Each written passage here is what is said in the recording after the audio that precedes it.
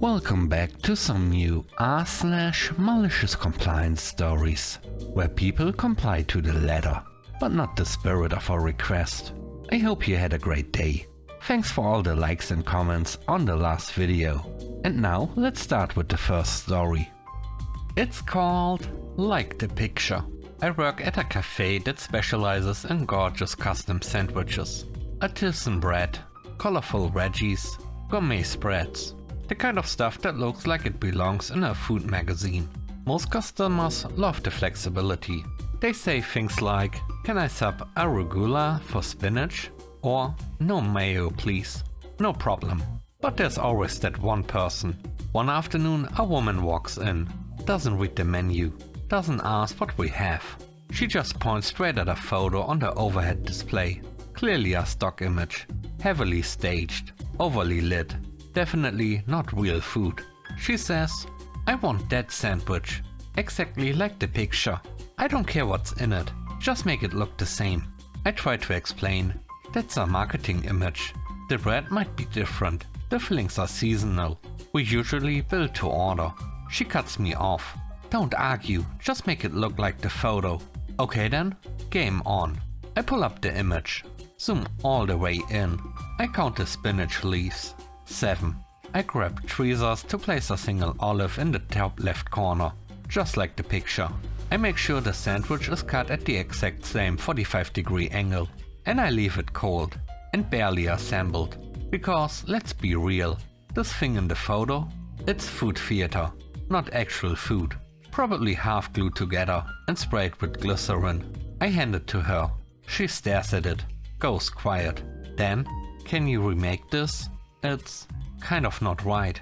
I smile, but it looks exactly like the picture. Silence. She apologizes, eats it quietly, doesn't complain again. Next time she comes in, she orders like a normal person. The next story is called Figure It Out. I work at a satellite office for a bigger parent company. Middle rank, not glamorous. But I'm the one who processes all the payments our office receives. Now for credit card payments, I've got my own login. All good. But for mobile check deposits, I have to use my supervisor's account. No idea why. I've brought it up for years. But apparently giving the person who handles all the money their own account is a zero priority. About a month ago, the mobile deposits start throwing error messages. I do the reasonable thing. Go to the head of accounting. Their advice? Just go to the bank and deposit them yourself. One small issue. I don't have access to a car, so the checks start piling up. I ask my supervisor. I ask the rest of the team. No one knows what to do. I go back to accounting and say, "Hey, still having issues." And I get hit with, "Figure it out yourself." Well, on the app there's a phone number. Support line for issues like this. So I call it. I give them my actual name. Because, you know, I am the one trying to fix it. One small hiccup. The account isn't under my name. It's under my supervisor's name. It's also tied to the entire company's mobile deposit system. Main office, satellite offices, credit cards, petty cash, everything. The bank flags the activity as suspicious. Locks the whole system down. Total freeze. Suddenly no one can deposit checks. No one can cut checks. Cards don't work. Petty cash? Gone. The accounting head loses their mind. Screaming, red-faced. I can't believe this happened. I just smile and say, "You told me to figure it out myself."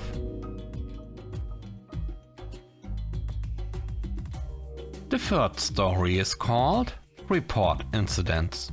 I'm a site supervisor for an after-hours cleaning crew at a high school in South Australia. I manage a team of 10. Mostly we clean, report graffiti or damage, and occasionally help out with hirers who rent the school for sports and events. Nothing too wild. Maybe swipe them in or give directions if the access card's acting up. The school itself is not gated like most others in the state. It's open to the public, so there are always people cutting through or walking their dogs on the oval. Totally normal. I just do my job, set the alarm and clock out by 8 PM. Everything was running smoothly, until someone realized a student had a swipe card. A student had access to the site after hours for nearly a year. No one really knows how. The buildings were alarmed every night, except for areas that stayed open for hirers past my shift. Naturally, this triggered a full-blown security overhaul. New protocol: if a building fails to alarm, even if it's just the usual glitchy nonsense, I'm now required to do two things. Call police security, immediately inform the facility coordinator. The facility coordinator's workday ends at 4 PM. I finish at 8, and she is not a fan of after-hours contact. But hey, orders are orders. Monday night, one building doesn't alarm. Call police security. Call FC. Tuesday, same thing. Call. Wednesday, Thursday, Friday? Yep, still calling. Here's the thing. The site is old. The alarm system, temperamental. It's normal for one or two buildings to act up. Before this mess, I just logged the issue in a book and she signed off the next day. Now she's getting snippy, sighing when I call. Passive-aggressive silences. Fast forward to the weekend. My weekend crew runs into a couple of issues. Following orders, I try to report them. Guess who doesn't pick up? Monday morning meeting. SC is not happy. Apparently she didn't enjoy the flurry of nightly calls, or the part where police security emailed her asking, why does the cleaner keep lodging nightly reports? Her solution? We are going back to the old system, because nothing says improved security like, never mind, just write it in the book again. The last story is called Replacement. When I was 17, I worked at a fast food joint during high school.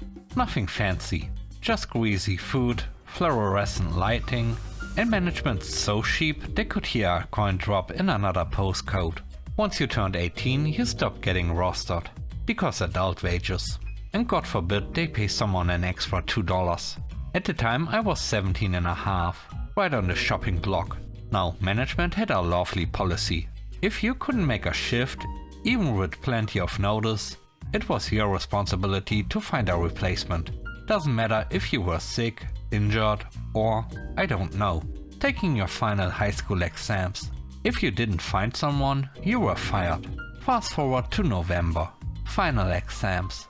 I had 6 subjects. 6 different exams, spread out over weeks. I gave them 3 months notice.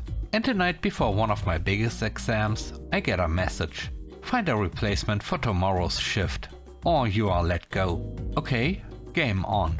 If someone goes to the shift, didn't show up, no replacement, my boss would just fill it himself or drag in another desperate teenager, which is what he should have done in the first place. But hey, he said find a replacement. So I did. I sent my deadbeat older brother.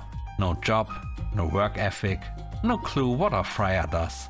He'd been unemployed and on welfare for 3 years. And I told him, just show up and say you are me. He shrugged and said, cool. He goes in. Chaos ensues. My phone blows up with a barrage of texts. You cost me money. Your replacement ruined everything. You are fired.